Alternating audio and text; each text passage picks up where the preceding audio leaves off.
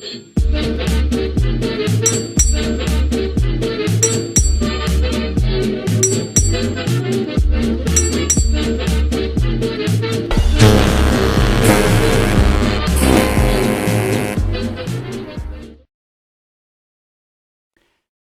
everybody and welcome to Drydock episode 65. And this week you'll be glad to know there is no channel admin, it's just straight into the questions, so let's get on with them. Matt Bowden asks, seeing as they are both commissioned within a few months of one another and ended up fighting at Jutland, which do you consider the better design, SMS Von der Tann or HMS Indefatigable, since both are an attempt to improve on the basic Invincible design?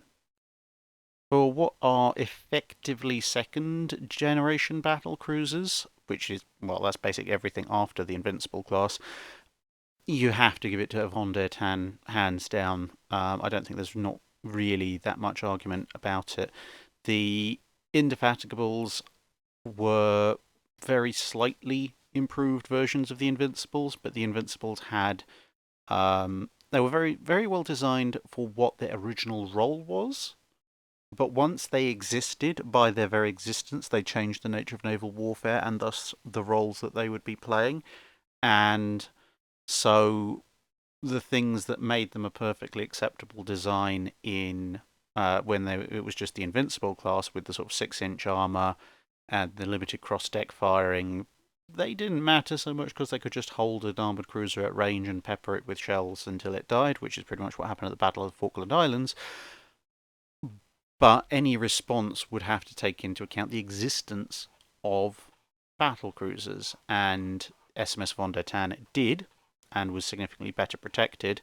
The Indefatigables didn't, and they would, as well, obviously with the ammunition handling practices not helping, but they would also pay a price for that. The Von der Tann is simply a much better response to HMS Invincible than the Indefatigables were, and as indeed the British actually considered as well, because the potential designs that they had available ready to go were somewhat better, and obviously when they came up with the Lions significantly better, the Indefatigables was something of a rush job forced on them by public pressure that demanded more battleships and battle cruisers, and they basically didn't have much time to fully flesh out a true successor design. So as a result, amongst various other issues, Von der Tann very definitely is a much better battle cruiser for its year of construction than the Indefatigable. Cody85 asks, which do you think would have been better for the Iowas, their intended Mark II naval rifles or the Mark 7s that they actually got? Now, it's something of an unfair question because at the end of the day, the 16-inch 50 caliber Mark II-Mark III is a gun that was manufactured in the early 1920s. The Mark 7, albeit being a bit of a rush job, was a late 1930s gun. So there were various technological improvements, especially in the field of shells, in between. However, if we're going with equipping them onto the Iowa and we assume that they are going to develop modern shells for them, then personally, I actually think the 16-inch 50 Mark II-3 would have been the superior weapon. Now, that's not to say the 16-inch 50 Mark 7 was a bad weapon, by no means at all, but when you look at the raw statistics of it, the Mark II-3, in terms of a number of important factors, does come out as the better weapon. For example, the full charge capacity on the later gun, the Mark 7, is 660 pounds of explosive, whereas the propellant charge on the Mark II-Mark III is 700 pounds. So there's more charge in the older gun, and that does translate into a higher muzzle velocity, with the muzzle velocity for armor-piercing rounds for the newer gun being 2,500 feet per second versus 2,800 feet per second for the older gun. Additionally, albeit it is an older shell, but the AP Mark III derived for the older gun has a just over 26 kilogram bursting charge, whereas the newer weapon has a bursting charge of just over 18.5 kilos, so the older gun's shell will also do more damage upon impact. When it explodes, it's going to have a greater effect on the enemy ship. Now, of course, the Mark 7 uses the super heavy shell, which weighs in at a rather hefty 2,700 pounds, whereas the AP Mark 3 on the older gun is much less than that, just over 2,100 pounds. And it's an older shell, which means that its armor penetration values fall off faster than the Mark 8 shell. However, if we assume that the Mark 2-3 gun would have been retained with a more modern standard weight armor-piercing shell, then I think overall that would have been the best weapon. I've said before that I think the derivation off to the super heavy type of shell was in the 16-inch 50 gun was probably a mistake, all things considered, considering that the main advantage that you got out of it occurred at ranges that were far beyond the actual useful accuracy of the Iowas as they existed in the time period that they were built in. So, yeah. So I think, yeah, the 16-inch 50 Mark 2-3 gun, if it had been equipped to the Iowas with a modernized standard weight shell, probably would have been the superior choice in terms of absolute ship-to-ship combat as compared to the 16-inch 50 Mark 7. That said, of course, with the caveat that if, for whatever reason, they decided they absolutely were not going to upgrade from the AP Mark 3 to something like the AP Mark 5, then obviously you take the newer gun.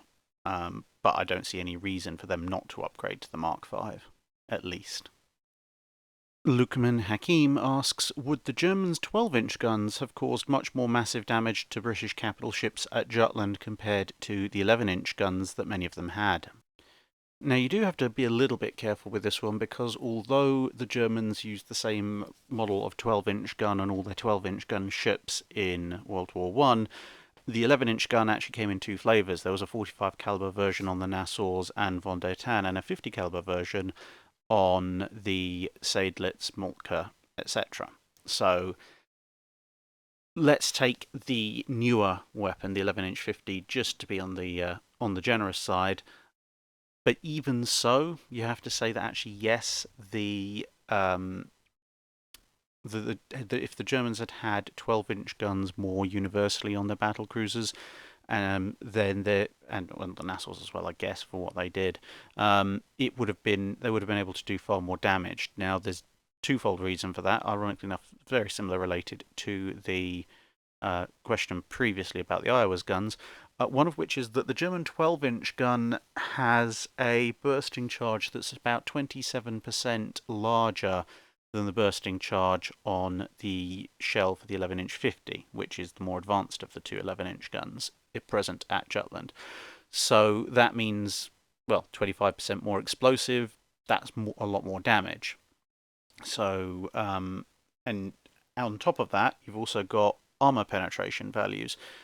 And much is made of the German 11-inch guns and their armor penetration, but the simple fact of the matter is that although they managed to punch through, yes, the armor of Invincible and other such lighter vessels, pretty much any capital grade weapon would do that. Doesn't really matter who manufactured them. Whereas the 9-inch belt protection on the Lions actually resisted 11-inch fire, but it didn't resist 12-inch fire anywhere near as much. I mean, Tiger and Lion did both take a couple of 12-inch hits that they didn't blow up from, but it was, for example, a 12-inch hit that nearly took out Lion. And obviously the other issue is that that's the battle cruisers. When it comes up to the battleships, unless they got to suicidally close range, the German 11-inch guns had effectively little to no chance of penetrating the armor on pretty much any British battleship that was present, at least as far as main belt is concerned. The 12-inch gun stood a chance of doing that at what for Jutland was reasonable battle range. as well as the fact, as I said, that it brings a greater explosive payload to the final decision. So at the end of the day, yes, the German 12-inch guns could, and indeed did, do significantly more damage than the 11-inch gun in general, obviously leaving aside the points where either shell would have been able to penetrate armour, did penetrate armour, and managed to set off the firecrackers that were some of the British battle cruisers. And Admiral Arbuthnot's random charge of armoured cruisers, which didn't really make a lot of sense, but there you go. Josh Thomas Moore asks, would the Kongo class have been better by upping the armour belt to 12 inches in the 1930s and 40s, and would it have changed the fates of Hiei and Kirishima with the upped armour? Well, since we're going to talk about Hiei and Kirishima, have a picture of Haruna instead. But anyway, if they'd diverted some of the modernisation efforts into upping the armour to 12 inches instead of maybe massively increasing the power output like they historically did, or maybe doing a halfway house between both, would it have changed the fates of the two ships? It's not really going to help Kirishima all that much. I mean, Kirishima ended up being savaged at near enough point-blank range by 16-inch guns from USS Washington. 8 inches, 9 inches, 10 inches, 12 inches, 13 inches of armour is not really going to actually change that all that much. That ship is pretty much dead in that scenario, no matter what happens. Hiei, on the other hand, getting into a close-range gunfight with 8-inch cruisers, at that point, a comprehensive 12-inch armour protection belt might actually stave off some of the worst of the damage, at least enough to make sure that it's able to withdraw from that. I mean, it's still going to take a bit of a mauling getting into that closer combat range, but it's probably going to be more in line with the early stages of the mauling that, say, Bismarck received, where the upper sections that make the ship a combat-capable unit get savaged, but the actual overall integrity of the hull and its ability to maneuver and accelerate are not so badly compromised. So Hiei would still have come out of that fight very badly battered, but it would have come out of the fight as a ship that could be taken back home and repaired, as opposed to what actually happened, which was effectively death by 1,000 cuts shortly after the battle.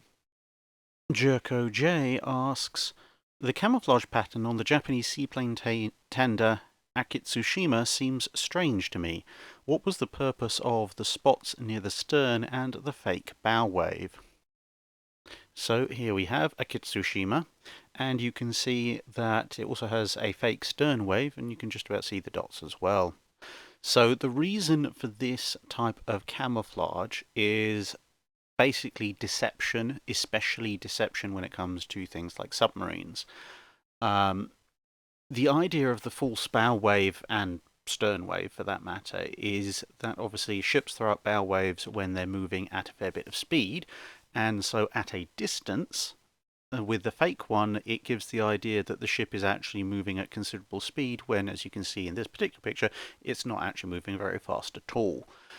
Therefore, if you think the ship's moving a lot faster than it is, and you're, say, a submarine commander, and you're working out the trigonometry to try and get your torpedoes to intersect with the ship, you will then overcalculate, fire your torpedoes too far ahead, and you won't actually hit the ship. The purposes of the dots, which you can see on the superstructure and the funnel, as well as near the rear, are twofold. One is its kind of disruptive camouflage. It, again, at a distance, breaks up the particular outline and silhouette of the ship, making it harder to identify. But also, it, again, gives a false impression of smoke. So, by disrupting the funnel, and then you've got that cloud at the back, it gives an idea that perhaps there's a low-hanging smoke pool that's coming from further forward on the ship, which, again, might cause you to misidentify the ship as something else. I mean, the massive crane structure on the back kind of makes it obvious what the ship is, but if you're in a sea mist or a fog where that detail might be lost, then all you're seeing is maybe the profile of a ship with a high bow wave. It's got a single gun at the front, and then it's got this idea of this sort of trailing smoke trail behind it. You might just about think that you've spotted some kind of large destroyer. Um, quite how well that would work in practice, not so much of a remains to be seen kind of thing. Since at the end of the day she was sunk by aircraft, against which pretty much none of this camouflage would be relevant. Kyle Baldwin asks, why in the Washington Naval Treaty did they agree to a 10,000-ton displacement limit for all cruiser types, since you can make an excellent light cruiser for 10,000 tons, but a heavy cruiser with good armour and guns needs a bit more displacement to work, as well as a 35,000-ton limit for battleships, when a lot of the big 7 ships like the Nelson class could have worked a lot better if they'd had 40,000 tons to play with. So when it came to cruisers, they were broadly taking a steer from the cruisers that had been built immediately coming up to the Washington Naval Treaty, and then allowing a little bit for development, displacement-wise. As for sort of the difference between light and heavy cruisers, yes, this is true. However, you've got to remember that light and heavy cruisers didn't exist at the time. They would only be codified later on in the London Naval Treaty. Prior to World War I, you'd had the armoured cruisers and you'd had protected cruisers, which had kind of evolved on into light cruisers. However, the armoured cruiser was pretty much a dead end. They stopped doing them because they turned into battle cruisers. And without a comparison, no one was calling the other cruisers light cruisers. That's kind of a retroactive term. They were simply cruisers. And you had things like the Hawkins class, then the Furutakas, etc., just coming in. So they kind of looked at it and went, 10,000 tons, you can get something that's fractionally larger on 10,000 tons, and that'll allow for technological improvements and a little bit of rounding out, but nothing massive that's going to obsolete everything else, which was a major concern. This is why originally, believe it or not, the Pensacola's were classed as light cruisers rather than heavy cruisers, largely on the basis of the fact they didn't have particularly great armour. Now, as far as battleships go, again, it was a case of, well, looking back, what are the warships that have already been built, hood aside, coming up to in terms of displacement? So ships were pushing just over the 30,000 ton limit. So again, 35,000 tons was seen as well. 35,000 tons and 16-inch guns, that'll allow for 1 or 2 ships to be grandfathered in that are being constructed at the moment. It will allow for mild improvements, etc., as and when battleships need to be replaced. And it will also mean that the existing ships are not so heavily overmatched by the newer ships that they're completely obsoleted, which again was a fairly major concern for all sides.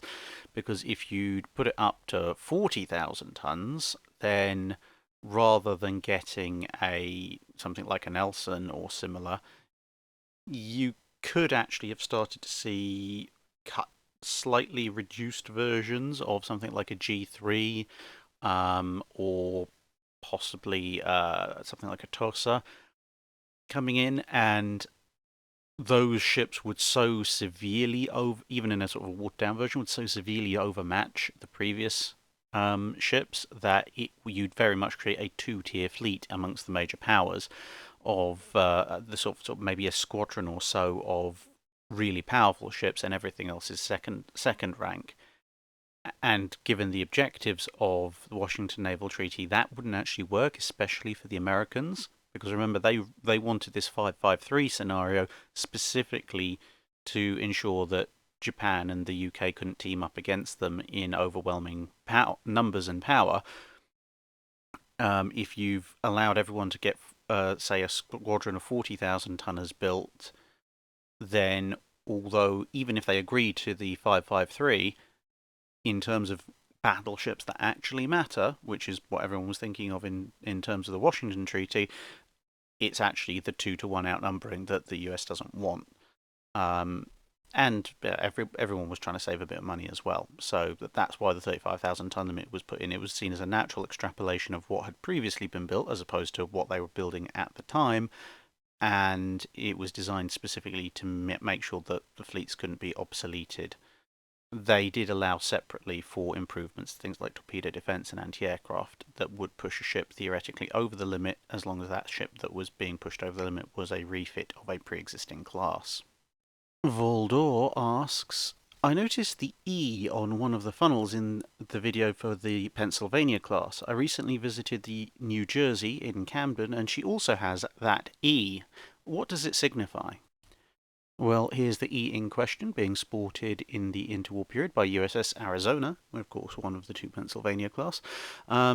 So the E means quite literally excellent. It's awarded for, it's a part of the markings that a ship can display if it receives an award for excellence in various naval exercises, more specifically in the time period that Arizona was awarded it. It's almost entirely down to being one of the best gunnery ships in the fleet.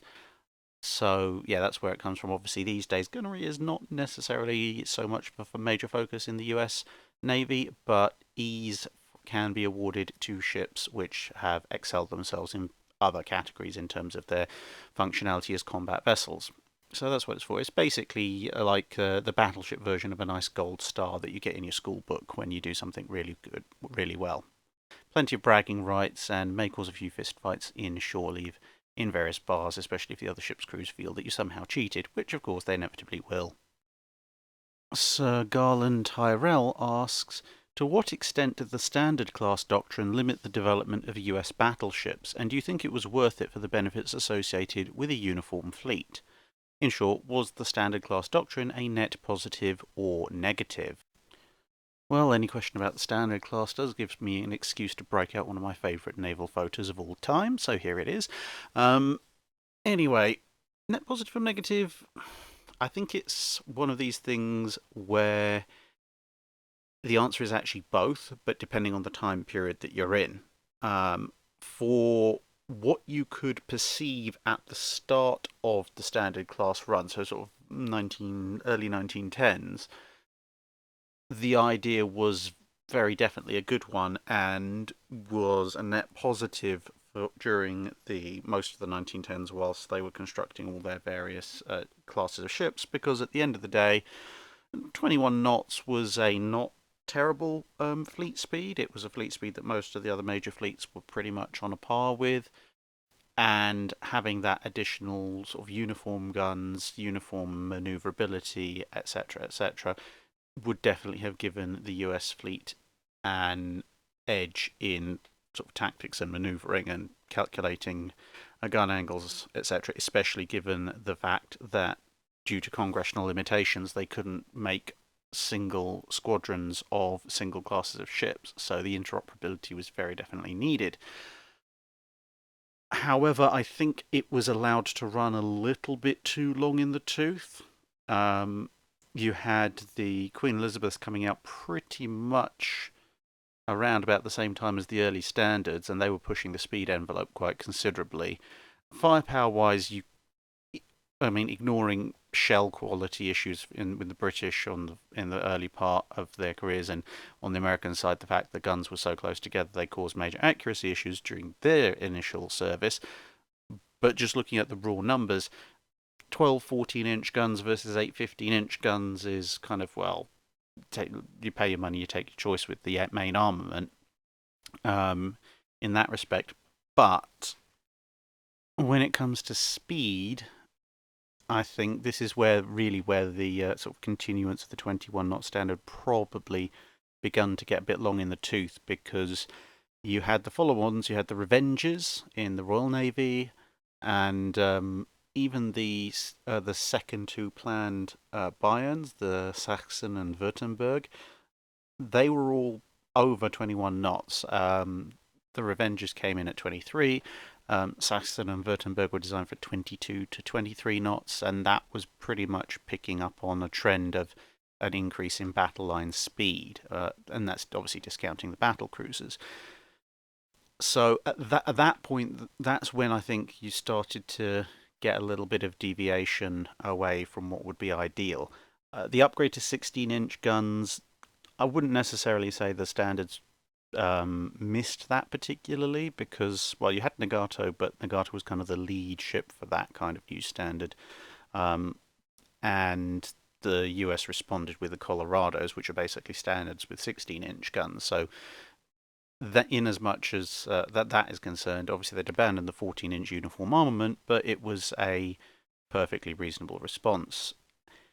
So by the time you close out that kind of era of battleship construction with, well, the ships that would be cancelled by Washington and the ships that were brought in as a result of Washington, the Big Seven, I'd say by that point the standard design paradigm had probably run its course, and by holding to the 21 knot top speed, it probably actually it begun to be a little bit of a net negative. Probably around about the time of the New Mexicos is when I would have looked at upping the speed myself. Now, the post-Washington environment is not really something you can completely fairly judge the standards on, because it's not a paradigm that they were ever designed for.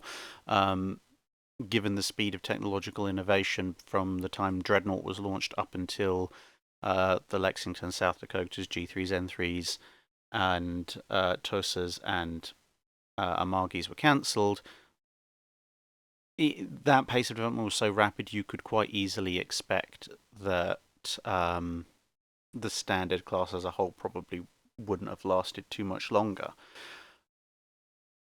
So the Colorados being stuck at 21 knots is probably the one thing I'd hold against them when you're looking through into the paradigm of the new era of ships. But since it is a reality, then obviously we end up in World War II, and they were able to fix the 14-inch gun issues and even improve on them with various modifications and upgrades. So that's not a negative. They're fairly well armoured for their era, so that's definitely not a negative. And of course, they're all or nothing designs, so that's all good. The lattice masts were broadly replaced with tripods where they got the opportunity to, so again, that's all good. It just comes down to that speed issue again. The Revenges were very much second line units, and they had started off with a theoretical top speed of 23 knots. It just meant that even with the most extensive modernization, with a whole form designed for 21 knots, so machinery that allowed 21 knots, there was never any chance of getting them up to a speed wherein they would constitute a useful frontline battle line against the kind of ships that they would theoretically have come up against in the Second World War. At least with something like a Queen Elizabeth, okay, yeah, 25 knots is not 28 to 30 knots, but it's close enough for government work. 21 knots is not. So, in terms of having an effective battleship line, at least in the early part of World War II, at that point probably the standard class adherence to 21 knots top speed was at that point a net negative. And if they'd gone with a 23 or 25 knot speed for, say, the New Mexicos onwards, that probably would have served them a lot better. But then at the end of the day, the US didn't get involved fully into World War II until the very end of 1941, beginning of 42, at which point it had its newer fast battleships beginning to come into service, which obviously addressed the issue to a certain extent, and also obviously with the rise of the aircraft carrier, the value of a massive fixed battle line of battleships began to be somewhat lessened, and they didn't need sort of the battleships all over the place requirement that the British did. So circumstances perhaps mitigated against that overall negative, albeit that with a lot of the standards going down at Pearl Harbour, that it was also rather enforced that a 21 knot battle line was not something that would see much service in the Second World War. They obviously saw useful service as bombardment ships and anti-aircraft battery farms, etc. But overall, I would say the main disadvantage of the standard class design paradigm post maybe 1916 was this adherence to the 21 knot top speed. Can't really fault any other aspect of their design particularly. So yeah, I'd say up to about 1916, it completely fine. and then from 1916 onwards gradually trends down from positive towards slight negative, based almost entirely around the speed, with obviously the caveat that they couldn't have foreseen the Washington Treaty and the fact that these ships would need to stay in service for so long. Logan Brandenburg asks, do you think that the US did the right thing in rebuilding most of the standards sunk at Pearl Harbor? They took years and a near-complete rebuild, and even though I think the updated standards would be deadly to almost anything they'd face, should the US have built all of the Iowas and started the Montanas instead? I think overall it was the right decision. I mean, there is, of course, the morale effect of taking a bunch of ships that the enemy has sunk in a sneak attack, putting them back into service, and sending them back at the enemy who thought they'd killed them all. That's not to be underestimated in the slightest. There's also the issue that if you are going to send these ships back into harm's way, well, you've just rather decisively proved, okay, fair enough, they weren't fully on the alert, but you have rather decisively proved that their torpedo defense system is not necessarily adequate against enemy attacks. So if you're going to do that, you do need to rebuild them, to modernize them, apart from the damage that they've suffered, obviously. But finally, there's also the simple matter of expediency and what can you get to the front lines the soonest. I mean, I'm sure the US Navy would have loved to have more Iowas and Montanas, but if you look at how long it takes to build an Iowa or a Montana, from the time of ordering, it's about 4 years for an Iowa, from sort of the day that the president signs off the order to the day that they actively end up shooting at people. Now, even if President Roosevelt had signed an order for even more Iowas 2 days after the Pearl Harbor attack, he'd already signed the orders for the last two Iowa class, the Kentucky and the Illinois. They were both ordered in early September 1941, 3 months before the Pearl Harbor attacks, and they weren't finished in time for the end of the war. I mean, fair enough, there were a few delays with that, but the point generally stands. Whereas the salvaged ships from Pearl Harbor, the easiest to fix, were back in service and shooting at enemy targets in about just over a year. And some of them obviously took a bit longer. Some of them didn't come back into play until 1944.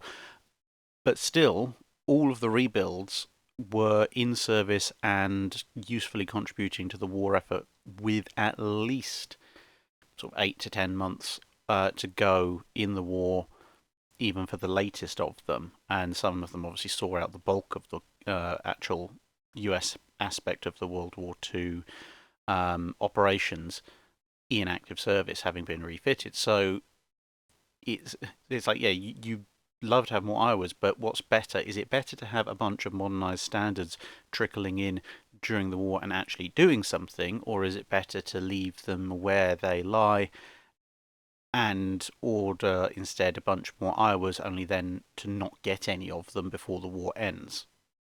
How many kamikazes did the refitted standards shoot down?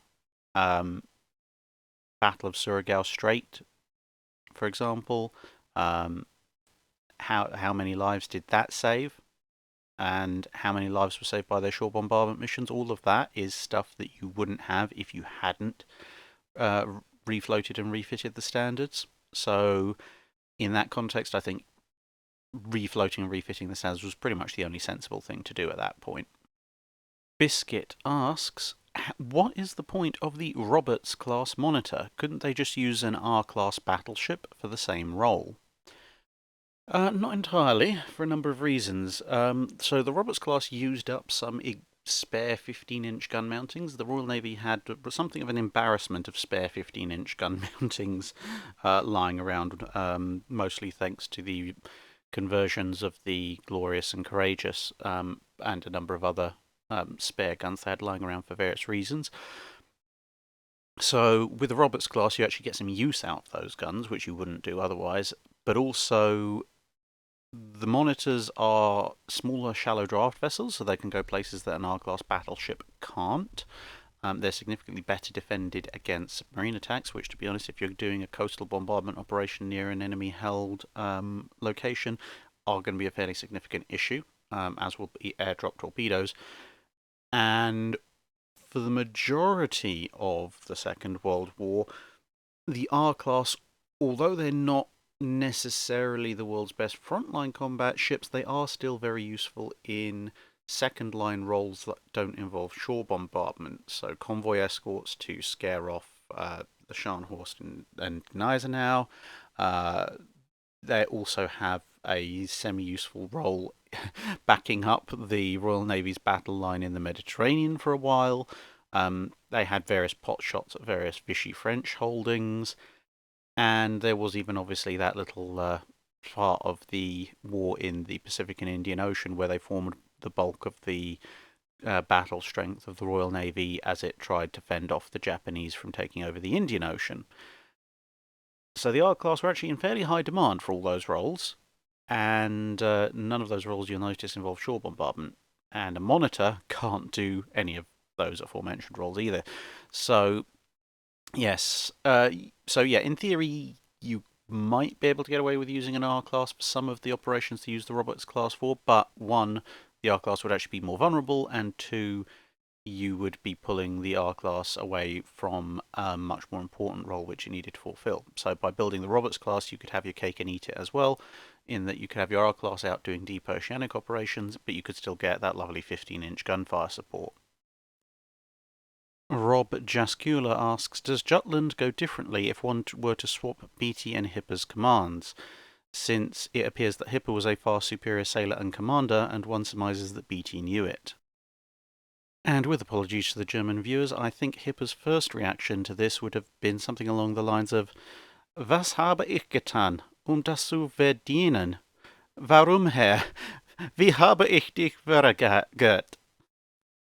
And for those of you who don't speak German, I think you can at least pick up on the general tone of that, if not necessarily the wording.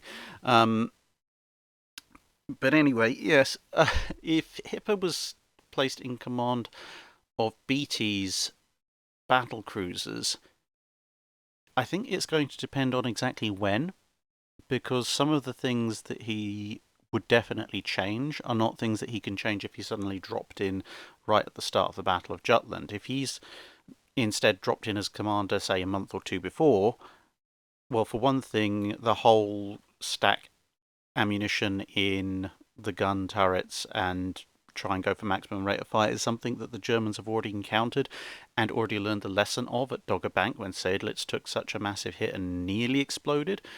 So his reaction to seeing this practice scattered throughout his fleet is going to be like, no uncertain terms of you ever to do this again, stop it immediately. At which point, well, at least Queen Mary's not going to explode like a firecracker. The two I-class, give or take, they've certainly got a much better fighting chance, but their belt armor is not anything to write home about, so it's entirely possible at least one of them might go up. But you've already decreased British capital losses by 33%, possibly 66%, possibly entirely. So that would be a definite plus. And, well, he's likely to have a competent signals officer, so his command is probably going to stay together a lot more, which is helpful. So, and yeah, I mean, overall, Hipper is the better sea commander. There's no real doubt about that. Beatty is very definitely a political animal. He's a very good admiral to have on your side, has been said by Professor Lambert. Beatty's the perfect admiral to have in times of peace when the Royal Navy needs to fight its corner. He is absolutely not the admiral that you want to have in command of a fleet at war. So, yeah, replacing him with Hipper infinitely increases the British chances of success. As I say, the ships are less likely to explode, they're much likely to be better commanded. As a result, the 5th Battle Squadron's more likely to stay in formation. And yeah, overall, Hipper has a much better grasp of tactics in the moment. Beatty, when you look into the detail of Jutland, wasn't quite wandering around trying to figure out how to ship, but near enough. as to be worrying. I mean, Beatty's command of the Battle of Jutland is worrying for all sorts of other reasons, but yes, anyway. And, well, as for how it would change the German side, you've just given the Germans Beatty. I think that's that's all that needs to be said, really. Those poor Germans. Yeah. And we're on to the Patreon questions. Rachel Ann asks, after he learned of Pearl Harbour, Churchill wanted to send Prince of Wales and Repulse to join the American fleet, but they were sunk before it could happen. If they had gone to join the US Pacific Fleet, what difference do you think it might have made? So, joining the Pacific Fleet with Forsaid was something that Churchill considered. Obviously didn't come about. The Royal Navy's plans were somewhat different from Churchill's, but at the end of the day, he was the Prime Minister, so if they'd lasted a little bit longer, they might have been ordered to do so, albeit that wasn't their orders at the time of their sinking. Anyway, let's take it as read for the purposes of the question that Prince of Wales and Repulse either somehow survived the attack that sunk them, or they're ordered earlier to make their way to the US Pacific Fleet, which then involved them sailing southeast towards Australia, and then probably heading long distance over towards either Pearl Harbour or San Diego. Now, if this happens, what it does give the US is something incredibly useful: two working fast capital ships. Because at the outbreak of the US involvement in World War II, the sum total of the fast capital ship force in US service consisted of the two North Carolinas, North Carolina and Washington, and neither of them could actually make their as-designed 28-knot top speed for any considerable length of time due to vibration problems with their machinery. USS South Dakota would just about commission in the early part of 1942, but of course it would still have workup trials to do, etc. So at that point, the US Navy had two recently worked up capital ships that could maybe sustain 25, 26 knots, and that's about it. If the Royal Navy shows up and effectively gifts them for cooperation purposes Repulse and Prince of Wales, they now have a full-on battleship that can make 28 knots reliably and a battle cruiser that can go even faster. Granted, their anti-aircraft armament isn't anything spectacular to write home about, but I rather suspect the US would have been willing to shake loose a few 5-inch 38s for them. Now, this does provide the US, therefore, with a useful fast carrier task force escort group, which increases the number of targets the Japanese have to aim at. It increases the security that the US carrier forces have, and it increases the anti-aircraft firepower available, obviously to varying degrees depending on what exactly they acquire during their initial stay over with the Pacific Fleet.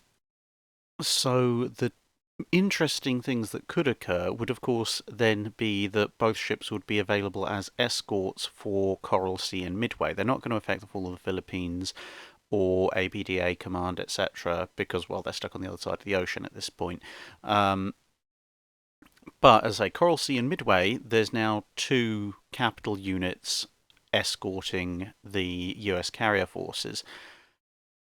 That may not save Lexington, but it might, or Lexington might get away just with damage, and it might prevent Yorktown from being so heavily damaged. And of course, if Yorktown is not so heavily damaged, then it's in better shape to survive Midway in the first place, and of course then also less damage at Midway for the US carrier fleet.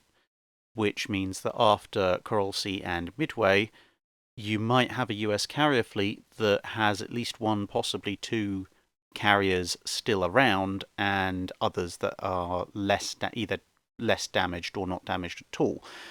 This puts the US in a substantially better position in mid-1942 to late 1942 as compared to historically with their carrier task force.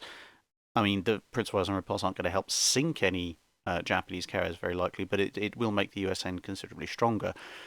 And then, of course, you have the Guadalcanal campaign as well, and having capital ship forces available for that, especially radar-equipped modern radar-equipped capital ship forces, especially in the shape of Prince of Wales, would likely be very helpful. For example, the Battle of Savo Island was the disaster that it was in part because of the limited extent of experience with and deployment of radar in the US Navy at the time. The Royal Navy at this point has substantially more experience with radar, and well, it's not necessarily likely that Prince of Wales would have been at that particular battle. It might have, but in terms of the overall Guadalcanal campaign, having those additional fast battleships with radar, at least in Prince of Wales's case, cruising around would substantially increase the US firepower available. It's not going to stop the loss of Wasp, for example, because that's something that is just not something that the two battleships can affect. But there are a number of battles that take place around the Guadalcanal area that might well go either in the US's favour instead, or even more in the USS's favour if they're able to exercise the use of these two capital ships. And then as sort of the late 1942 comes around, then you've got Washington and North Carolina beginning to resolve some of their machinery issues, and you've got South Dakota and her sister ships beginning to come into full service, and the effect of having Prince of Wales and repulsors probably decreases around about the same time. They probably need a refit anyway. So that would probably mark the end of their major impact on the theatre of operations in the Pacific. About the only other thing might be that they might stick Prince of Wales into the group that's sent in for the main Battle of Guadalcanal in November 42. So it may be that Kirishima gets sunk by Prince of Wales instead of Washington, or you never know, it might be Washington and Prince of Wales toodling along, and so without any major electrical faults, Kirishima might open fire only to be blatted immediately by two different battleships. So it's all fun and games. But yeah, I think they could have definitely been very useful. Obviously, this is assuming that they don't get focused down by the Japanese air power, but it's a possible scenario. George Armatus asks, what is your opinion on the Fairey Fulmar? It seems to me that the Fulmar gets a bad rap today. Sure, they weren't the best dogfighters, but they did well as a reconnaissance fighter-interceptor, which is what they were designed to do. If I recall correctly, most Fleet Air Arm aces became aces in Fulmars, so they couldn't be that bad. Ah, yes, the Fulmar, much maligned, as you said, aircraft of the Fleet Air Arm. So, just to put in some context before we discuss the effectiveness of the aircraft, you've got to remember two things when it comes to the Fulmar. First of all is that the Fulmar was designed, as with many aircraft, just before the breakthroughs in things like radar and radio direction beacons, etc., were made. And as a result, the Royal Navy felt that for a fighter aircraft to successfully operate over the featureless tracts of ocean, you needed a navigator as well. Hence the two-seat arrangement, which of course increased the size and weight of the aircraft. Factoring into that was the need for long range, which was relatively far-sighted of them, and also simply that when it was designed, which was sort of the mid to late 1930s. Although the Royal Navy had considered Japan as the most likely opposition in the early 30s, hence HMS Ark Royal, by the point the Fulmar was designed, it was fairly clear that Nazi Germany was going to be their major opponent, and the one thing the Germans lacked was aircraft carriers. And their own fighters were relatively short-ranged, at which point, when they're looking at that context of operations, what is your fighter likely to encounter enemy fighters? Well, actually, in those circumstances, no. So what do you need your fighters to do? Well, you need them to do double duty as recon aircraft, in which case the second pair of eyes and navigation and long range is helpful. And you need them to be able to destroy the targets they will come across, which are of necessity therefore going to be long-range multi-engined bombers, at which point firepower is more desirable necessarily than maneuverability. And so it's 8 machine gun armament. Okay, fair enough, yes, they're 303-inch machine guns. They're not the world's heaviest hitting units, but there are 8 of them. And so the Royal Navy took this sort of heavy, slightly less than maneuverable than ideal, but fairly well armed aircraft on as its fighter. Now, that is the reasoning behind it, the context of why the Fulmar was selected. So basically what I'm saying is there were reasons for the way it being the way it was, and those reasons were perfectly valid. The fact that the Fulmar ended up generally operating in an environment that was completely the antithesis of that is usually where it gets most of its stick from, because it did end up having to fight off single-seat fighters and such. Although, to be fair, its actual performance in the European Atlantic theatres wasn't terrible. In the roles it was intended for, it actually performed fairly well. Its long range and the second man in the plane allowed it to be used as a long-range scout to keep track of the Bismarck, for example. So it played a critical role in the location tracking and obviously therefore eventual sinking of that ship. And in the Mediterranean, when it was facing off against mostly the Italians, it again proved relatively adept at taking out recon aircraft and the level bombers and torpedo strike aircraft that the Italians tried to send after the Royal Navy units. Its long range also meant high endurance, so it was much harder for Axis attackers to arrive at a point when there wasn't a cap, which with perhaps a shorter range aircraft they could have timed for, because the cap would have used up most of its fuel fighting, then had to return to the carrier for refueling. Whereas with the Fulmar, it could fight and then it could loiter for a bit while they brought up another Fulmar or two. However, when it started to engage the kind of aircraft that it definitely wasn't supposed to be fighting, i.e. single-seat fighters, initially Italian ones and then later German ones as Fliegerkorps 10 showed up in greater and greater numbers, and then of course as Japan declared war and it ended up going up against the Zeros, these could pretty much take a Fulmar apart, because ultimately the Fulmar was a fighter, it was being used in a fighter role, and it definitely wasn't capable of mixing up with a 109 or a Zero, etc. I mean, if it got on the tail of one, then sure, its guns worked just as well as anybody else's and it could shoot them down, but the odds of that actually happening were fairly slim. And surprisingly, it ended the war with a just under 3-to-1 KD ratio, which is not terrible for an aircraft that, again, tends to be rather maligned as a flying death trap because it's about as manoeuvrable as a brick. So, yeah, I think the Fulmar gets a fair degree of unfair stick, but at the same time, it was very definitely not an aircraft that you really wanted to be taking up against single-seat fighters, which is it wasn't really designed to do in the first place, but it ended up doing because, well, you can't really, in a war, turn around and say, oh, yes, but this aircraft is not really meant for this purpose, so please leave it alone. It's like, no, war happens, things happen, and if that happens, and if your aircraft then comes up short, you have to acknowledge it, and it did. It was fairly quickly relegated at that point to recon missions and training. So I'd say the Fulmar overall, it's my opinion of it and its success ratio falls into basically three categories. The very early part of the war, where it actually did relatively well in the role that it was designed for. Then maybe about a 2.5 years into the war, its efficiency begins to drop off, although it's still effective in the role that it's designed for. It's now being pushed into roles that it was never designed to fulfill, and it suffers as a result. And after about 3.5 years of the war, it's withdrawn from the front lines as a fighter, because it is basically no longer a viable option. So, overall opinion on the Fulmar,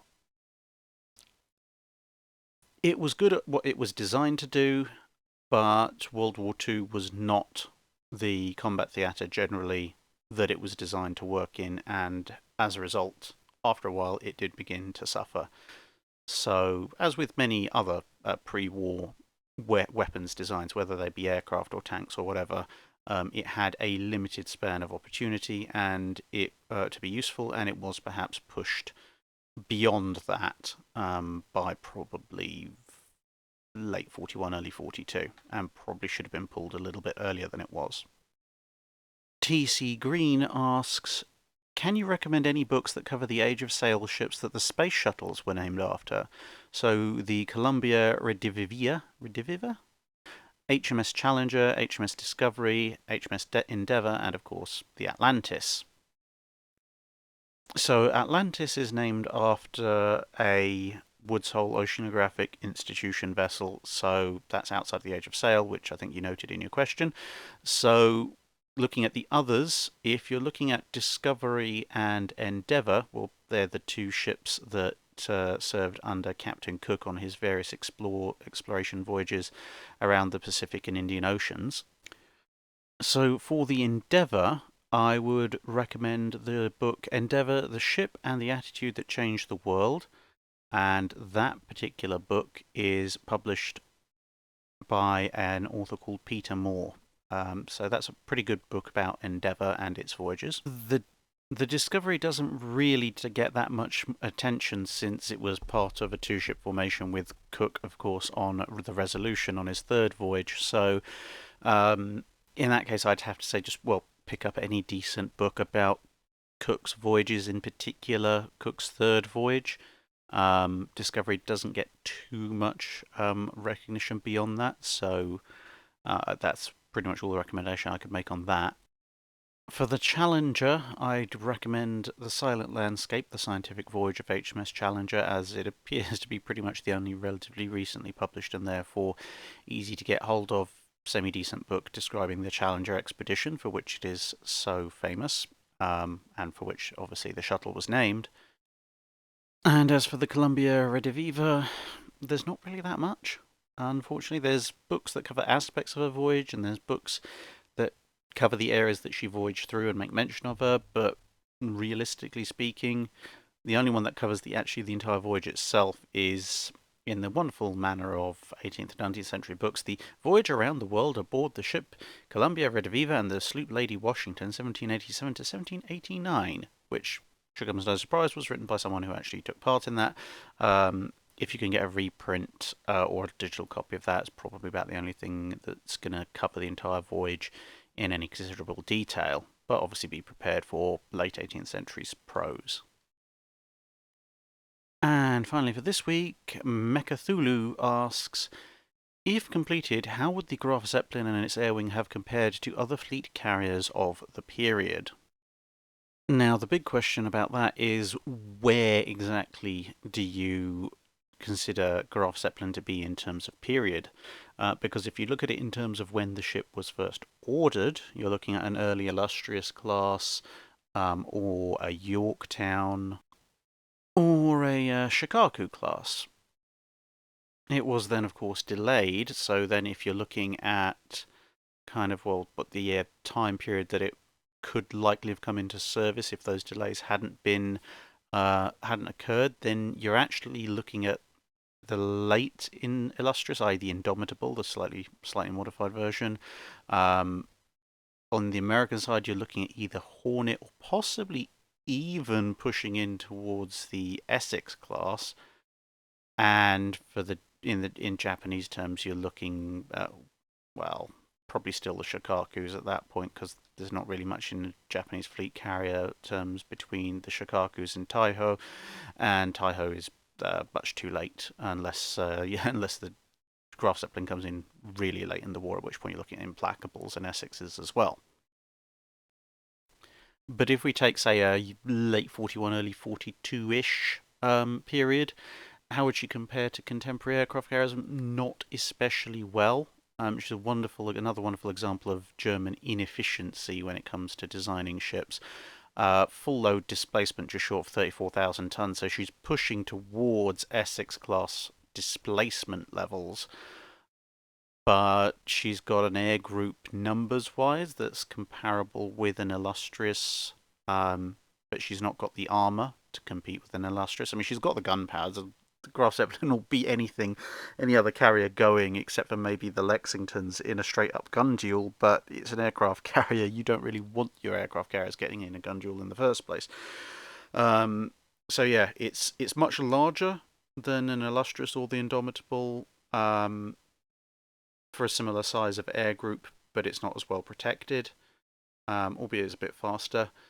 compared to the even lighter Yorktowns, it's got nowhere near the air group. It is better protected than a Yorktown, albeit only just, and obviously, as we said, already more heavily armed.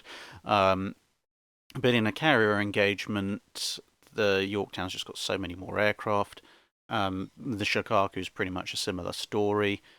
The Essex class is just hilariously overkill.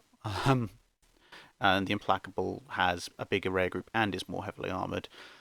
The only real advantage that the Graf Zeppelin has for that kind of time period compared to other fleet carriers is that by taking aboard modified versions of the ME-109, it has a theoretically more capable fighter craft than perhaps most. In certain engagement scenarios, the Zero might have some advantages, but overall the ME-109 is probably a superior fighter in late 41, early 42 in absolute terms compared to everybody else. It's just that if you're going up against Zeros, i.e. going up against a Shokaku, there's going to be a lot more Zeros than there are going to be ME-109s. Similarly, if you're going up against an American carrier, Yorktown or some similar, there's going to be a lot more Wildcats than there are 109s, and well, against a British carrier, you might have a chance because it's mostly going to be Fulmars, albeit you might be seeing the first sort of sea fires at that point, but probably not. Stukas, well, they're relatively serviceable dive bombers, strike bombers, so they are what they are. I mean, compare them to something like a Dauntless or a Val. They're a bit slow, but they're pretty solid aircraft. So there's nothing to say that's particularly negative about the air wing, other than the fact that the ME-109 is probably going to pancake its landing gear out of existence after the first few rounds of mission. But the simple fact is that the Graf Zeppelin doesn't have the numbers, realistically speaking. They don't have the numbers, they don't have the operational experience. It's vastly over-engineered and inefficient for the displacement. And the only other carrier really that is of that kind of mid-war time period for completion that's anywhere close on displacement is an Essex, and an Essex would beat the Graf Zeppelin 6 ways from Sunday. No question about it. So yeah, if the Graf Zeppelin ditched most of those ridiculous anti-surface action guns and went on a bit of a diet, so it came down into more of the weight range of a Yorktown and an Illustrious, then I'd probably have more favourable things to say about it in efficiency and air group terms, but they didn't, and so I don't. And that brings us to the end of this episode of the Drydock. Once again, thank you very much for listening, and I hope to see you again in another video.